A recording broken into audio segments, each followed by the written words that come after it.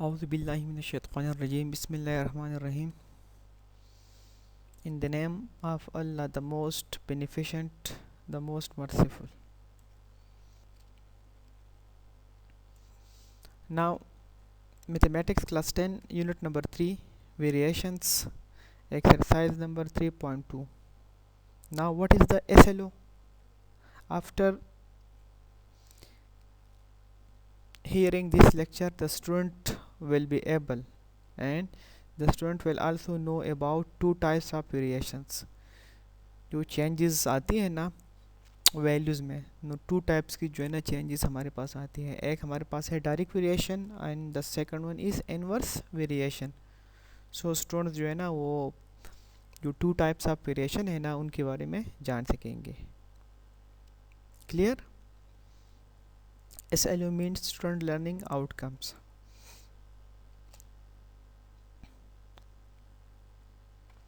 Now variation. The word variation is frequently, ये जो लफ्ज़ वेरिएशन है frequently mean bar bar used in all sciences. बहुत सारी सिर्फ फिजिक्स में, केमिस्ट्री में, सारी साइंसेस में ये यूज़ होते हैं. There are two types of variations. Variations की टू टाइप्स है, direct variation and the second one is inverse variation. Now in this lecture we will only talk about direct variation. Okay, what is direct variation? The first one, direct variation. If two quantities are related, हमारे पास अगर to quantities है ना, दो मकदारें हैं, वो इस तरह उनका ताल्लुक़ है ना, इन सच वे दैट इंक्रीज, किसी एक में इंक्रीज़ हो या किसी एक में क्या हो, डिक्रीज़ हो. इन वन क्वांटिटी, अगर एक क्वांटिटी में हम इंक्रीज़ करेंगे, कॉज इज इंक्रीज, या वो इंक्रीज़ करेगा या डिक्रीज़ करेगा in the other quantity, then this variation is called direct variation. Simply मैं आपको जो है ना समझा देता हूँ. जितनी भी जो है ना हम ट्रीज़ बढ़ाएंगे ना, तो जो हमारे पास फ्रूट्स हैं ना वो क्या हो जाएंगे, बढ़ जाएंगे. जो नंबर ऑफ़ ट्रीज़ और नंबर ऑफ़ फ्रूट्स के दरमियान डायरेक्ट वेरिएशन है. In other words, if a quantity y varies directly with regard to a quantity x, we say that y is directly proportional to x and is written as, ये जो है ना हमारे पास sign of proportionality, इसको हम इस तरह लिखते हैं, y is proportional या y is directly proportional to x. और इस साइन ऑफ प्रोपोर्शनलिटी को ख़त्म करने के लिए हम इज इक्वल टू लगाते हैं और constant. Keep it in mind, y is proportional to x को हम इस तरह लिखेंगे, y is equal to kx. That is, अगर इसमें से k की वैल्यू मालूम करनी है तो y अपनी जगह पर और x नीचे डिवीजन में आ जाएगा. द साइन, ये जो है ना ये जो साइन है ना, read as varies as, is called the sign of proportionality और वेरिएशन. इसको साइन ऑफ प्रोपोर्शनलिटी और वेरिएशन कहते हैं. While k is not equal to 0 is known as constant of variation.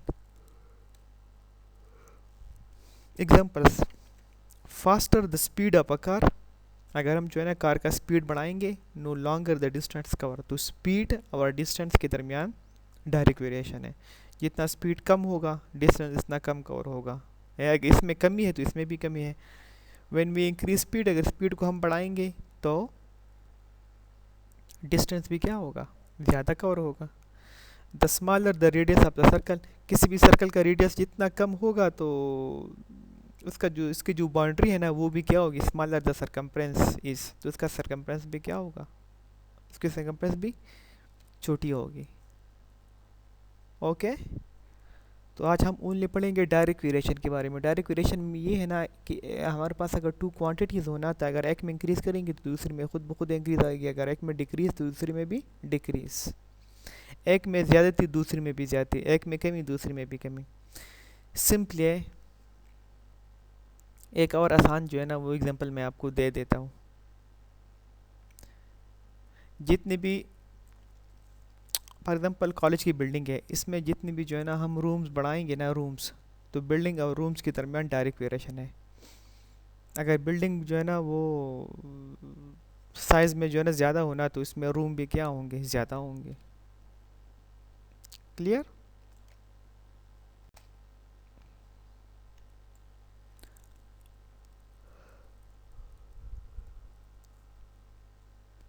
Exercise 3.2. Simply, if y varies directly, तो varies directly हम इस तरह लिखते हैं y is proportional to x. तो इसके बाद हम लिखेंगे y is equal to kx. फिर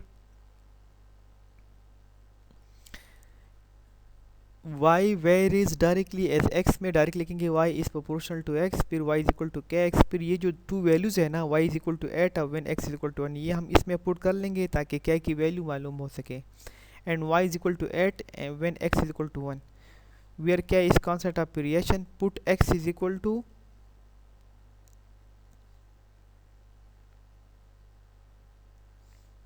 हाँ, ये जो x की वैल्यू है ना, ये हमारे पास है 2, ये 2 वैल्यू है, ये आप जहन में रख लें. ठीक है, ये 1 नहीं है, ये इसकी भी आप करेक्शन करेंगे. क्लियर.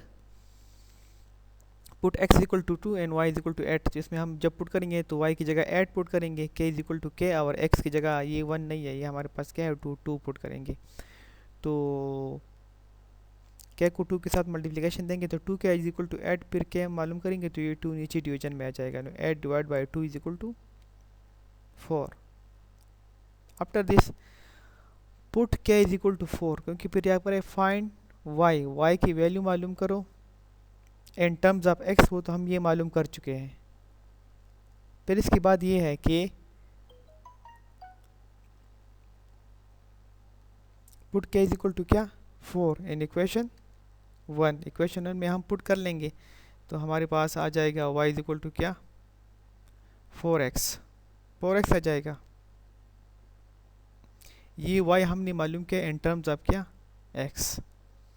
ये स्टेप इसकी ज़रूरत फ़िलहाल नहीं है, ये नहीं करना. क्लियर.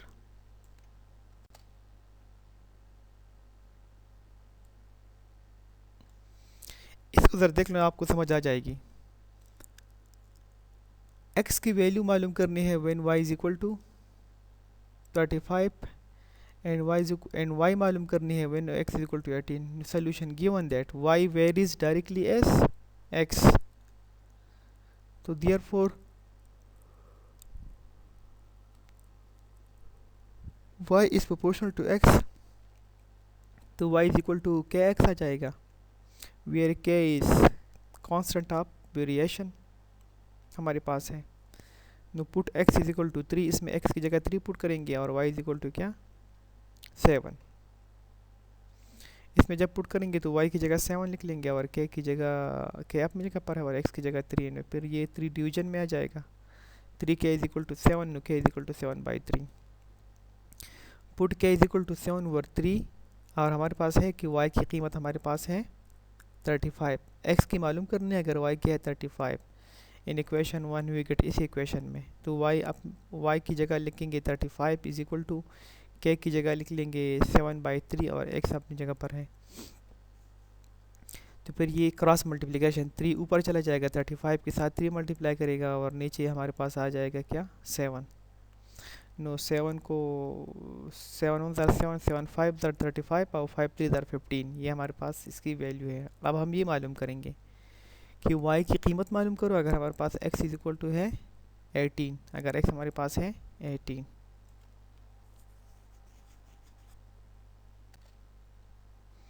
ये तो अब हम मालूम कर चुके हैं ना, x equal to 5 multiply by 3 15 आ जाएगा.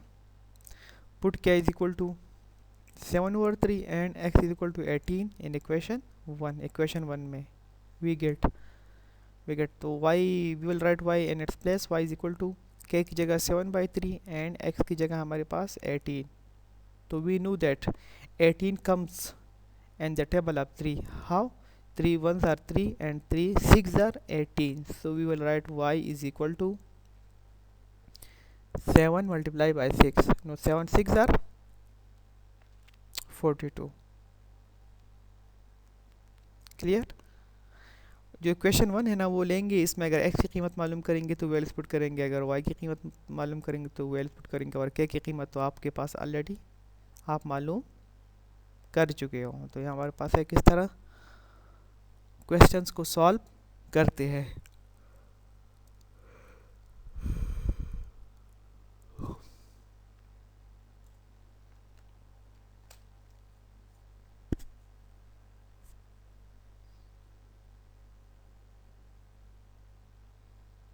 ये वाला जो है ना ये,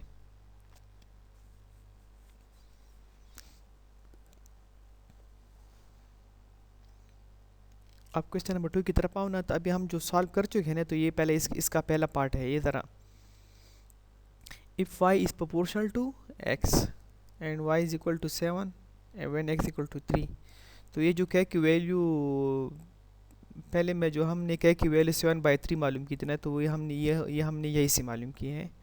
if y is proportional to x, तो हम लिखेंगे directly y is equal to kx, फिर इसमें y की जगह 7 पुट कर लेंगे और x की जगह 3 पुट कर लेंगे, तो y की जगह 7 और x की जगह 3, तो ये 3 क्या हो जाएगा इज इक्वल टू 7, फिर क्या इज इक्वल टू हमारे पास आ जाएगा 7/3। इसमें पहले था कि y मालूम करो इन टर्म्स ऑफ क्या x, तो वो ऑलरेडी हम जो है ना वो कर चुके हैं। क्लियर? जो क्वेश्चन नंबर 2 के जो पार्ट्स थे ना वो मैं पहले आपको करवा चुका हुआ, और जो y इसमें से क्या की कीमत मालूम किस तरह करते हैं ना, तो वो आपको मैं समझा चुका हुआ अभी। क्वेश्चन 3,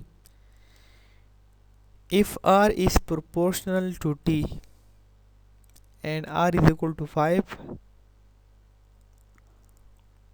ये जो हमारे पास स्मॉल r है, कैपिटल R और स्मॉल, ये दोनों एक ही है, ये भी कैपिटल R है। When r is equal to 8, find the equation, connect find r when t is equal to 64 and f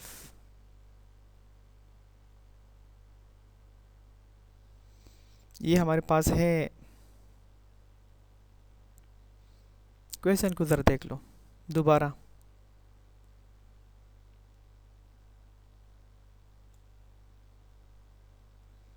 आप लोग इस तरह करेंगे ना, अपने बुक्स को जो है ना आप लोग ओपन करो। जब आप बुक्स को ओपन करेंगे ना, तो इसमें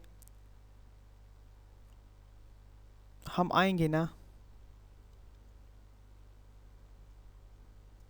क्वेश्चन नंबर 3 की तरफ। इसमें थोड़ी सी करेक्शन की ज़रूरत है, वो ये है, if r is proportional to t, ये है r is equal to 5 and t is equal to 8, ये हमारे पास जो है ना ये है t, ये क्या है हमारे पास t। Find the equation connecting r and t, वही find r when t is equal to 64, ये मालूम करना है, ये t है। फिर है फाइंड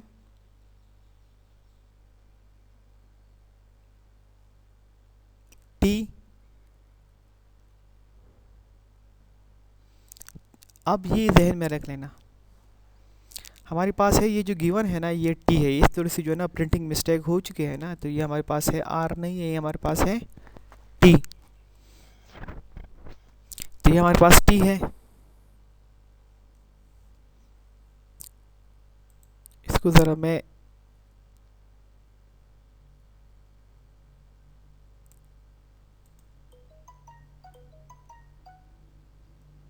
ये जो है ना ये हमारे पास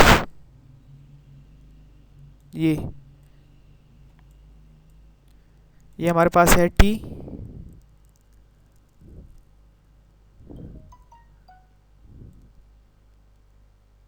ये भी हमारे पास है t, बाकी ठीक है। क्लियर?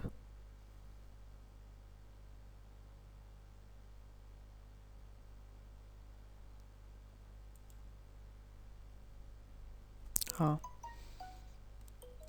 इसी क्वेश्चन में दोबारा देख लो, if r is proportional to t and r is equal to 5 when t is equal to 8, तो यहाँ पर पहले लिखेंगे कि r is proportional to t, फिर है r is equal to kt, तो इसमें r की कीमत है 5 और t की कीमत हमारे पास है 8। इसको इक्वेशन 1 में पुट करेंगे तो r की जगह पुट कर लेंगे 5 इज़ इक्वल टू k और t की जगह 8, ये 8k है ना, तो इसलिए ये 8k इज इक्वल टू 5, फिर k की कीमत मालूम करनी है, तो ये आ जाएगा put k is equal to 5 और 8 in equation 1 we get r is equal to 5 और 8 का, फिर put t is equal to 64 in equation 2 we get 6, 2 में भी पुट कर सकते हो 1 में भी, तो r इज इक्वल टू, ये इक्वेशन 2 है ना, 5 और 8 ये अपनी जगह पर है, और t की जगह हम पुट करेंगे 64, नो 8 1 आर 8 और 8 8 are 64, now r is equal to, यहाँ पर you will get 5 into 8, no 5 multiplied by 8 is equal to 5 8 are 40. अब put r is equal to 20 in equation 2, equation 2 में जो है r की जगह पुट करेंगे 20, तो ये भी बहुत आसान है, यहाँ पर r की जगह जो है ना 20 पुट कर लेंगे, इज इक्वल टू 5 और 8 अपनी जगह पर है और t अपनी जगह पर है, तो 8 ऊपर 20 के साथ मल्टीप्लाई करेगा, एज इट इज़ 5 और 8 t दोबारा लिख लेंगे इज इक्वल टू 20, फिर इस तरह हो जाएगा ना कि ये t अपनी जगह पर रह जाएगा, 8 ऊपर मल्टीप्लिकेशन, ये इधर जो है उनसे थोड़ी सी मिस्टेक हो गई है दोबारा यहाँ पर कि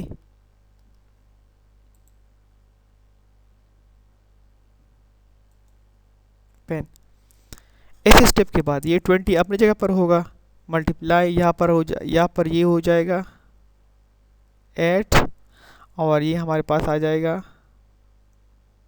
5 आ जाएगा, क्लियर। तो 5 की टेबल में 20 है, नो 5 1 5 5 4 20, तो 5 4 4 यहाँ पर लिख लेंगे, 5 1 5 5 4 20 और 4 8 हमारे पास आ जाएगा 32, ये 32 इसका आंसर है। तो ये हमारे साथ बातें थी किस तरह, जो अगर हमारे पास क्वेश्चन हो डायरेक्ट वेरिएशन में, तो इसको हम किस तरह सॉल्व करते हैं, क्लियर। तो आज हमने पढ़ा ना किस तरह अगर हमारे पास जो है ना 2 वैल्यूज़ हो, अगर वो अगर एक में इंक्रीज़ हो दूसरे में भी इंक्रीज़ हो, या फर्स्ट में डिक्रीज़ हो दूसरे में भी डिक्रीज़ हो, तो कि उसको हम किस तरह सॉल्व करते हैं, तो हमारे पास है डायरेक्ट वेरिएशन। तो डायरेक्ट वेरिएशन हमारे पास यही है कि 2 वैल्यूज़ के दरमियान हम जो रिलेशन लिखेंगे, तो हम लिखेंगे कि y is proportional to x, अगर क्वेश्चन एक्स वाई में है तो y is proportional to x लिख जो है ना वो लगाएंगे। आफ्टर दिस अगर हमारे पास रिलेशन गिवन होना, तो इसमें से जो है ना